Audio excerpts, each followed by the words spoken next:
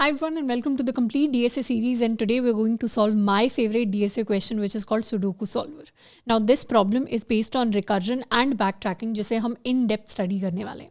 इसके अलावा अगर हमें DSA का कोई और कॉन्सेप्ट पढ़ना है तो वो इसी चैनल के ऊपर इस प्लेलिस्ट के अंदर हमें अवेलेबल मिल जाएगा. Also there is a link for a company wise DSA sheet in the description box.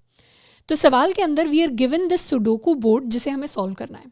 Sudoku Jin students को नहीं पता, इस तरीके का एक स्ट्रक्चर होता है, एक बोर्ड होता है जिसके अंदर हमारे पास n क्रॉस n साइज का एक बोर्ड गिवन होता है जिसके अंदर इंडिविजुअल 3x3 साइज की 9 ग्रिड्स अवेलेबल होती हैं. तो सुडोकू कुछ इस तरीके का दिखाई देता है. अब सुडोकू को सॉल्व करने के लिए कुछ पर्टिकुलर रूल्स होते हैं. What are the rules? Basically किसी भी नंबर का अगर हम एग्जाम्पल लें, लेट्स सपोज हम 2 का एग्जाम्पल ले रहे हैं, तो 2 एक बार अगर हमने इस सेल के अंदर लिख दिया तो वो इस पूरी की पूरी रो के अंदर हॉरिजॉन्टली कहीं पर भी और नहीं आ सकता. एंड अगर 2 एक बार यहाँ पर आ गया तो वो वर्टिकली भी इस पूरे के पूरे कॉलम के अंदर कहीं पर और नहीं आ सकता. तो जब भी हम सुडोकू को सॉल्व करते हैं, सबसे पहले हमें हॉरिजॉन्टल कंडीशन को देखना होता है, सेकेंडली हमें अपनी वर्टिकल कंडीशन को देखना होता है, एंड थर्डली हमारे ये जो 3x3 साइज का इंडिविजुअल ग्रिड होता है, अगर एक बार 2 यहाँ पर आ गया तो इस पूरी ग्रिड के अंदर वो कहीं पर और नहीं आ सकता. तो हमें ग्रिड की कंडीशन को ध्यान में रखते हुए इन तीनों कंडीशंस के अकॉर्डिंग अपने सुडोकू को सॉल्व करना होता है. तो बेसिकली सुडोकू के अंदर हम 1 से लेकर 9 तक सारे के सारे एलिमेंट्स को फिल करने की कोशिश करते हैं इस पर्टिकुलर बोर्ड के अंदर. अब सवाल के अंदर हमारे पास इस तरीके का एक बोर्ड गिवन है विच इज इनकम्प्लीट. इस बोर्ड को हमें कंप्लीटली फिल करना है एंड सवाल के अंदर हमें ऑलरेडी पता है कि कोई ना कोई यूनिक सॉल्यूशन है जो हमारे बोर्ड के लिए एग्जिस्ट करता होगा. तो उस यूनिक सॉल्यूशन के लिए we have to solve the problem. This is also problem number 37 on LeetCode, जिसके अंदर हमारे पास ये फंक्शन कॉल गिवन है. इस फंक्शन के अंदर हमारे पास वेक्टर ऑफ कैरेक्टर आएगा बोर्ड. तो बेसिकली ये जो नंबर्स हैं they are in the form of characters. तो ये 2 कैरेक्टर है, 7 कैरेक्टर है. इस तरीके से हमारे पास हमारे नंबर्स गिवन है. अब अपने सुडोकू को लॉजिकली हम किस तरीके से सॉल्व करेंगे? बेसिकली हम एक डायरेक्शन पिक कर सकते हैं, या तो इसे हम हॉरिजॉन्टली सॉल्व कर सकते हैं रो वाइज, या फिर इसे हम वर्टिकली सॉल्व कर सकते हैं column wise. Row wise solve करना एंड इमेजिन करना ज़्यादा ईजी होता है, तो will try to solve our sudoku row wise. And this problem is very similar to the N queens problem जिसको हमने लास्ट लेक्चर के अंदर सॉल्व किया है. तो if you have already done N queens using recursion and backtracking, तो इस सवाल को सॉल्व करना बहुत ज़्यादा ईजी होना चाहिए. इनफैक्ट अगर आपने ऑलरेडी एन क्वींस किया है तो I would advise you to pause here and try to solve this question on your own because is going to be very easy. अब सवाल को सॉल्व करने के लिए हम बेसिकली क्या करेंगे? रो वाइज अपने सुडोकू को सॉल्व करने की कोशिश करेंगे. हम अपने सुडोकू को एक एक सेल पर जाएंगे और वहां पर अपने नंबर्स को प्लेस करने की कोशिश करेंगे. लेट्स सपोज हमने शुरुआत की इस सेल के साथ, यानी 0,0 के साथ. यहाँ पर ऑलरेडी एक नंबर प्लेस्ड है, मतलब ये ऑलरेडी सॉल्व है, इसमें हमें कुछ एक्शन नहीं लेना. तो जैसे ही हमने 0,0 के लिए चेक कर लिया, उसके बाद हम जाएंगे 0,1 पर. 0,1 पर यहाँ पर एम्प्टी स्पेस है. अब जैसे ही हमारे पास कोई एम्प्टी सेल आता है, हमें पता है कि यहाँ पर हम 1 से लेकर 9 तक किसी भी एक नंबर को प्लेस कर सकते हैं. 1 से लेकर 9 तक किसी भी नंबर को प्लेस करने का मतलब है कि हम एक लूप चला सकते हैं फ्रॉम 1 to 9, एंड कोई भी जो हमारे पास रो एंड कॉलम गिवन है, जैसे यहाँ पर 0,1 है, वहाँ पर हम अपने किसी एक कैरेक्टर को बोर्ड पर अपने रो एंड कॉलम पर किसी एक नंबर को, जो भी हमारा नंबर है, लेट्स कॉल इट आई, या इनफैक्ट इसे हम अपना डिजिट कह देते हैं, जो भी हमारा डिजिट है उस डिजिट को अपनी इस पोजीशन पर प्लेस करने की कोशिश कर सकते हैं. तो सबसे पहले हम यहाँ पर 1 को प्लेस करने की कोशिश करेंगे. 1 के लिए चेक करेंगे क्या यहाँ पर 1 को प्लेस किया जा सकता है. अब किसी भी नंबर को प्लेस करने की ये 3 पर्टिकुलर कंडीशंस हैं. सबसे पहले हॉरिजॉन्टली चेक करेंगे क्या कहीं और इस पूरी रो के अंदर 1 एग्जिस्ट करता है. डेफिनेटली 1 यहाँ एग्जिस्ट करता है, जिसका मतलब है हम 1 को यहाँ पर प्लेस नहीं कर सकते. उसके बाद सेकेंडली हम 2 को यहाँ पर प्लेस करने की कोशिश करेंगे. 2 इस ग्रिड के अंदर ऑलरेडी एग्जिस्ट करता है, तो 2 को भी यहाँ पर प्लेस नहीं कर सकते. फिर 3 को प्लेस करने की कोशिश करेंगे. 3 वर्टिकली यहाँ पे एग्जिस्ट करता है, तो 3 को प्लेस नहीं कर सकते. 4 को प्लेस करने की कोशिश करेंगे तो 4 पता चलेगा कि हॉरिजॉन्टली यहाँ पर एग्जिस्ट करता है, तो 4 को प्लेस नहीं कर सकते. 5 को प्लेस करने की कोशिश करेंगे तो 5 इज समथिंग जो हॉरिजॉन्टली भी एग्जिस्ट नहीं करता, वर्टिकली भी एग्जिस्ट नहीं करता, और इस ग्रिड के अंदर भी एग्जिस्ट नहीं करता. तो 5 may be one of the possible solution. तो हमने यहाँ पर 5 को प्लेस कर दिया. उसके बाद हम क्या करेंगे? उसके बाद हम अपने नेक्स्ट सेल पर जाने की कोशिश करेंगे विच इज़ 0,2. नेक्स्ट सेल पर जाने के लिए बेसिकली अगर हम रो वाइज ट्रैवल कर रहे हैं तो हर बार हम अपने कॉलम वैल्यू को इंक्रीज कर रहे हैं. तो यहाँ पर भी हम सेम प्रोसेस रिपीट करेंगे. 1 को यहाँ प्लेस नहीं कर सकते, ऑलरेडी एग्जिस्ट करता है. 2 यहाँ वर्टिकली भी एग्जिस्ट करता है, ग्रिड में भी एग्जिस्ट करता है। 3 को भी प्लेस नहीं कर सकते क्योंकि ये ग्रिड के अंदर एग्जिस्ट करता है। 4 को नहीं कर सकते, यहाँ पर एग्जिस्ट करता है। 5 को नहीं कर सकते, यहाँ पर एग्जिस्ट करता है। 6 इज अ वैल्यू जो हॉरिजॉन्टली भी एग्जिस्ट नहीं करती, वर्टिकली भी नहीं करती एंड ग्रिड के अंदर भी नहीं करती। तो this is something that we can place in this particular cell. तो यहाँ पर हमने क्या किया, 2 वैल्यूज को प्लेस कर दिया। उसके बाद हम अपने नेक्स्ट सेल पर जाएंगे एंड अभी तक हमें समझ में आ गया होगा कि एग्जैक्टली हमें करना क्या है। बेसिकली हमें रो वाइज एक एक सेल पर ट्रवर्स करते जाना है और वहाँ पर अपने पॉसिबल डिजिट्स में से किसी एक डिजिट को प्लेस करना है as long as it is safe to place that digit. मतलब यहाँ पर 5 को प्लेस करना सेफ नहीं था क्योंकि 5 ऑलरेडी आ चुका है। तो हम क्या कर सकते हैं, डिजिट्स को प्लेस करने से पहले we'll check for a condition कि अगर हमारा if is it safe to place that digit, कि हमारे बोर्ड के ऊपर अगर हम अपने रो एंड कॉलम की बात करें तो वहाँ पर किसी पर्टिकुलर डिजिट को प्लेस करना सेफ है या नहीं है। हम इस इफ़ कंडीशन के थ्रू चेक कर सकते हैं और अगर सेफ है तभी हम अपने बोर्ड के अंदर अपने उस डिजिट को प्लेस करेंगे। अब एक बार हमने इस डिजिट को प्लेस कर लिया तो हमें पता है अब हमें next row and next column के लिए कॉल लगानी है।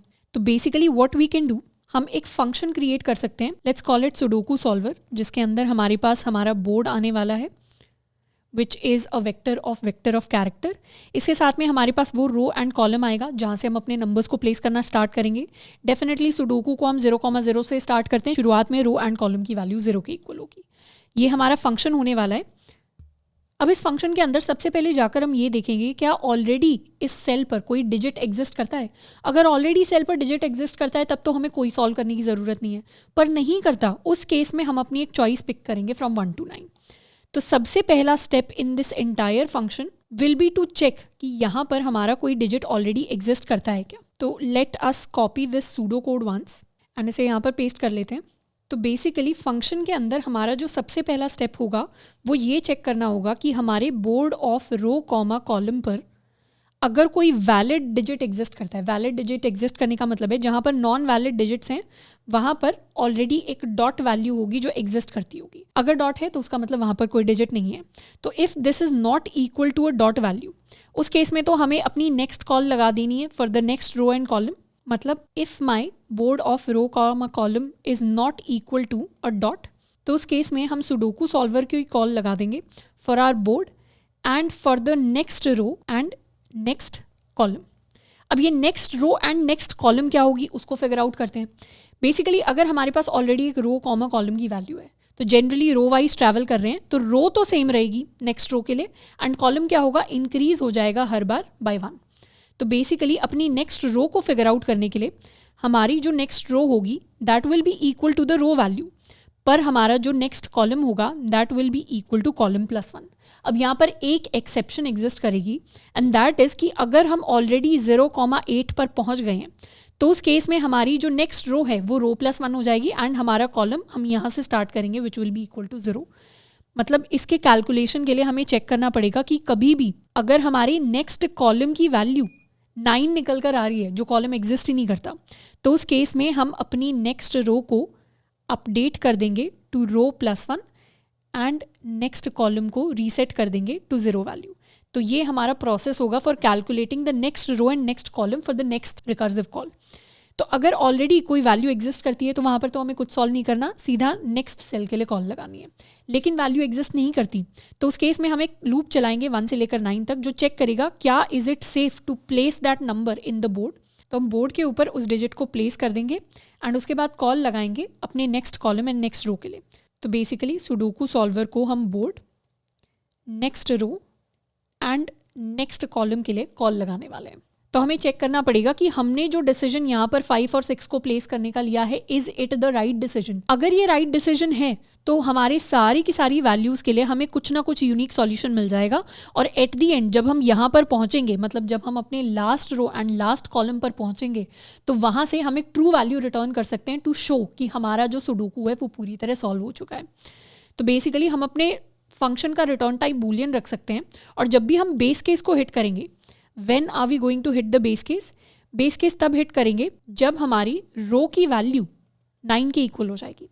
मतलब यहाँ पर रो 0 को ट्रैवल कर लिया, 1 को कर लिया, 2 को कर लिया, सिमिलरली हमने 8th रो को भी ट्रैवल कर लिया और नेक्स्ट टाइम रो की वैल्यू जब 9 होगी मतलब सारी की सारी रोज को फिल कर लिया हमने।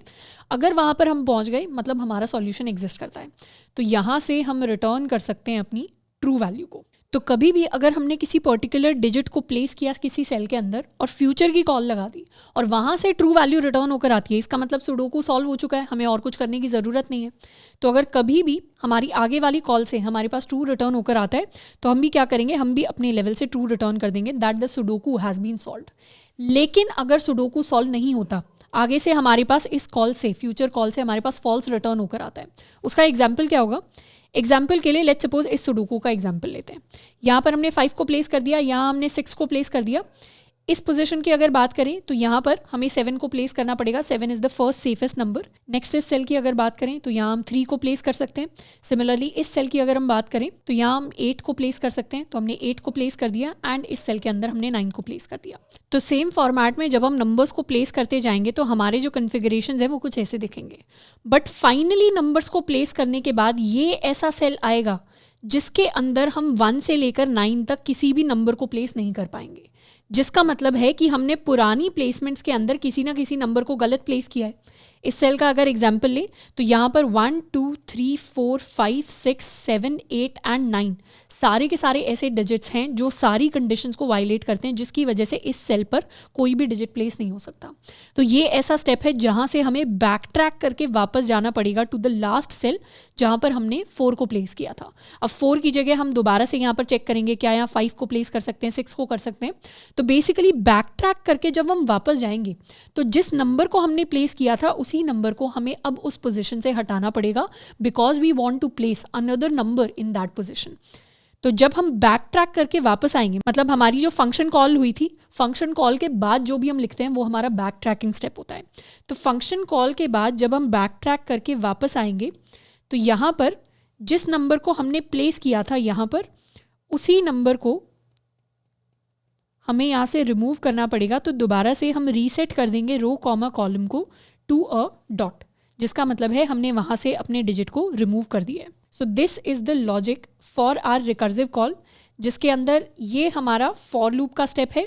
यहाँ पर हम अपने किसी एक डिजिट को प्लेस करने की कोशिश कर रहे हैं, यहाँ पर हमने कुछ प्लेसमेंट करने की कोशिश नहीं की। So this is the recursive logic to solve a sudoku. Basically हम क्या कर रहे हैं, सबसे पहले तो हम चेक कर रहे हैं कि हमने बेस केस हिट कर दिया, सारे सेल्स को कवर कर लिया। अगर कवर कर लिया मतलब हमारी सारी सेल्स फिल हो गए होंगे और हमें आंसर मिल गया, तो हमने ट्रू रिटर्न कर दिया। फिर हम चेक कर रहे हैं क्या हमारा सेल ऑलरेडी किसी नंबर से फिल्ड तो नहीं है। फिल्ड है तो हमें नेक्स्ट सेल की कॉल लगानी है। तो नेक्स्ट सेल की हमने कॉल लगाई और नेक्स्ट सेल चाहे हमें ट्रू रिटर्न करे चाहे फॉल्स रिटर्न करे, हमें उसी वैल्यू को पुरानी कॉल को रिटर्न करना पड़ेगा। अगर सेल ऑलरेडी फिल्ड नहीं है तो हमें 1 से लेकर 9 तक किसी एक डिजिट को सिलेक्ट करना है और उसे फिल करने की कोशिश करनी है। फिल करने से पहले हम चेक कर रहे हैं is it safe to place that digit in that particular cell. अगर सेफ है मतलब यहाँ से ट्रू आता है तभी हम उस सेल पर अपने डिजिट को प्लेस कर रहे हैं, नेक्स्ट सेल की कॉल लगा रहे हैं। नेक्स्ट सेल ने अगर ट्रू रिटर्न कर दिया मतलब आंसर मिल गया तो हम भी ट्रू रिटर्न कर देंगे, नहीं तो हमने जो डिजिट प्लेस किया है उसे हम वहाँ से रिमूव कर देंगे, क्योंकि डेफिनेटली जिस डिजिट को प्लेस करने से ट्रू रिटर्न नहीं हो रहा वो एक गलत डिजिट है। एंड लास्ट में अगर कोई भी हमें ऐसा डिजिट नहीं मिला जिसके बाद हमारा आंसर हमारे पास कैलकुलेट होकर आ रहा है तो जाते जाते हम रिटर्न कर देंगे फॉल्स वैल्यू कि we were not able to find a answer with the current digit placement. तो एक बार इस रिकर्सिव लॉजिक को लिखते हैं, उसके बाद हम चेक करेंगे कि किस तरीके से हम इज सेफ की कंडीशन को चेक कर सकते हैं। तो this is the function that we have to complete, जिसके अंदर हमारे पास ये सॉल्व सुडोकू का फंक्शन गिवन है। अब हमने जो अपना सूडो कोड के अंदर फंक्शन लिखा था उसके अंदर वी हैड 3 पैरामीटर्स। तो हम क्या कर सकते हैं, इसी का एक हेल्पर वर्जन बना सकते हैं जिसका रिटर्न टाइप बूलियन होगा। Let's call it helper. और हेल्पर के अंदर हम एक तो अपना बोर्ड पास करेंगे, उसके साथ में we are going to pass the row and column. तो सॉल्व सुडोकू से हम अपने हेल्पर फंक्शन को कॉल करेंगे with the board and row 0 column 0। And हमारे लिए अजम्पशन है हमारा हेल्पर फंक्शन पूरे के पूरे बोर्ड को सॉल्व कर देगा। तो हेल्पर फंक्शन के अंदर सबसे पहले तो चेक करेंगे कि board of row comma column पर अगर ऑलरेडी कोई डिजिट एग्जिस्ट करता है, मतलब this is not equal to a dot, तो उस केस में हम हेल्पर को ही कॉल कर देंगे for the next row and the next column. अब next row and next column को कैलकुलेट करने का लॉजिक हम ऑलरेडी डिस्कस कर चुके हैं। हर बार के लिए हमारी जो नेक्स्ट रो होगी that will be the same row, तो इंटीजर नेक्स्ट रो, एंड जो हमारा नेक्स्ट कॉलम होगा दैट विल बी कॉलम +1। पर कभी भी हमें पता चलता है कि कॉलम की वैल्यू या नेक्स्ट कॉलम की वैल्यू अगर 9 के इक्वल जा रही है तो उस केस में next row is going to be row +1 and next column is going to be equal to 0। तो यहाँ पर हम बोर्ड को पास कर देंगे with next row and next column, and जो भी आंसर आगे से रिटर्न होकर आएगा we are going to revert back the same thing. अगर ऐसा नहीं होता तो we'll try to place the correct digit in that particular cell. Correct digit को प्लेस करने के लिए हम एक लूप चला सकते हैं फ्रॉम डिजिट इक्वल्स 1, डिजिट जब तक लेस देन इक्वल टू 9 है डिजिट को कर देंगे ++। हर बार चेक कर लेंगे is it safe to place the digit on the board. तो बोर्ड में रो पास कर देंगे, कॉलम पास कर देंगे, डिजिट पास कर देंगे। तो अज्यूम करते हैं ये फंक्शन ऑलरेडी एग्जिस्ट करता है जो ट्रू या फॉल्स रिटर्न करेगा।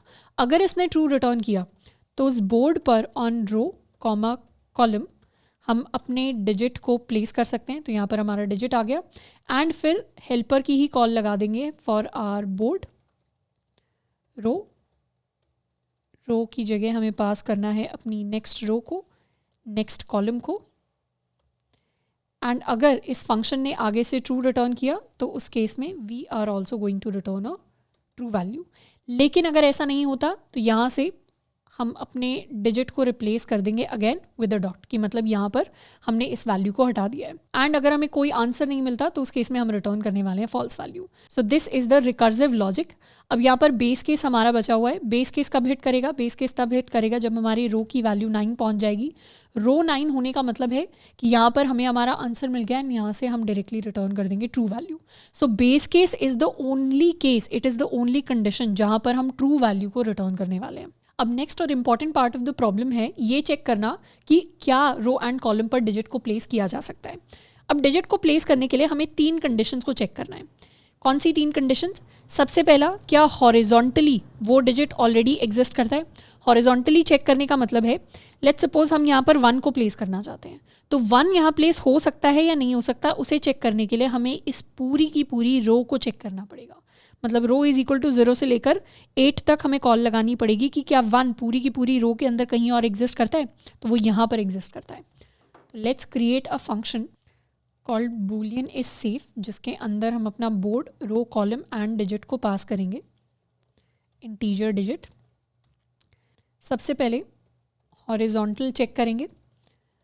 अगर i इक्वल्स या j इक्वल 0 से लेकर j लेस देन 9, j++, अगर कहीं भी हमारे board of row comma j पर हमें हमारा डिजिट मिल जाता है तो उस केस में we are going to return false value. Similar चीज़ हम वर्टिकली चेक करेंगे। जैसे फॉर एग्जांपल यहाँ पर हम चेक करना चाहते हैं कि क्या हमें 6 को यहाँ पर प्लेस करना चाहिए। अब 6 को जब हम चेक करेंगे तो हमें पता चलेगा 6 यहाँ पर वर्टिकली ऑलरेडी एग्जिस्ट करता है। तो 6 के लिए हमें पूरे के पूरे कॉलम को चेक करना पड़ेगा।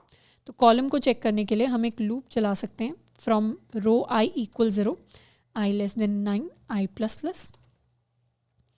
अगर हमारे board of i comma column पर हमारा डिजिट ऑलरेडी एग्जिस्ट करता है तो उस केस में हम रिटर्न कर देंगे फॉल्स वैल्यू। एक और जो हम चेंज कर सकते हैं, ये डिजिट एक्चुअली एक कैरेक्टर है हमारे क्वेश्चन के अकॉर्डिंग। तो यहाँ पर जब हम डिजिट्स क्रिएट कर रहे हैं we can create it of type character. And third चीज़ जिसको हमें चेक करना है सुडोकू के लिए, that is to check the 3x3 grid. जैसे फॉर एग्जाम्पल अगर हमें चेक करना है क्या है यहाँ 9 को प्लेस कर सकते हैं, तो 9 हॉरिजॉन्टली भी एग्जिस्ट नहीं करता, वर्टिकली भी एग्जिस्ट नहीं करता, लेकिन 9 हमारी इस 3x3 ग्रिड के अंदर एग्जिस्ट करता है, जिसका मतलब है 9 यहाँ पर प्लेस नहीं हो सकता। अब ग्रिड को चेक करने का क्या लॉजिक होगा, because this is going to be a very interesting logic.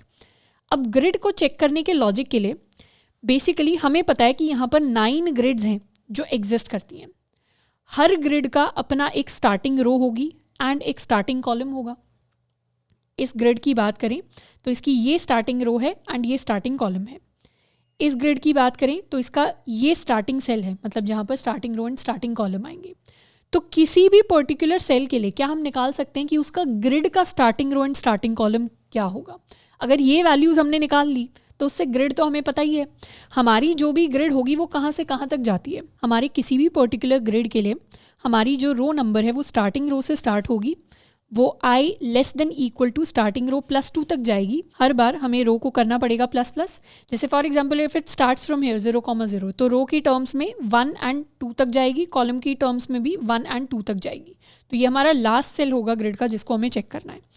तो सिमिलरली यहाँ पर इफ नहीं, this will be for and for j equal starting column, j less than equal to starting column +2 j++। ये हमारी grid के अंदर हम traverse करेंगे और हर बार चेक करेंगे कि क्या हमारे बोर्ड पर i, j पर कहीं भी हमारा डिजिट एग्जिस्ट करता है। अगर एग्जिस्ट करता है तो इस केस में हम रिटर्न कर देंगे फॉल्स वैल्यू। तो इस पूरे लॉजिक के अंदर सबसे इंपॉर्टेंट ये है कि किस तरीके से हम अपनी starting row and starting column की वैल्यू को कैलकुलेट करें। तो उसके लिए let's take an example of an arbitrary cell. Let's suppose हमारे पास ये सेल है जिसका हमने एग्जाम्पल लिया।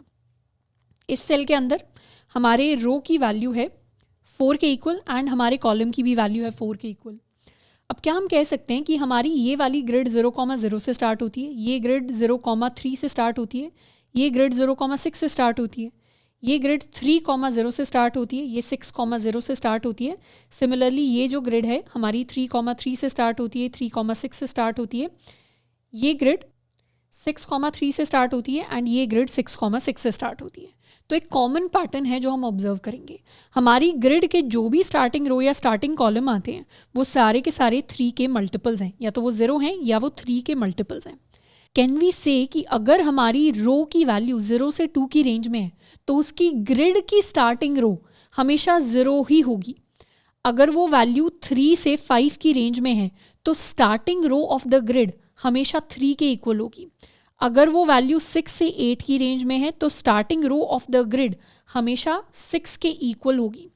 तो जो भी हमारी रो वैल्यू है उससे हम starting row of the grid को निकाल सकते हैं। कैसे निकाल सकते हैं? बेसिकली ये फर्स्ट सेट ऑफ स्टार्टिंग रोज है, ये सेकेंड सेट ऑफ स्टार्टिंग रोज है, ये थर्ड सेट ऑफ स्टार्टिंग रोज है।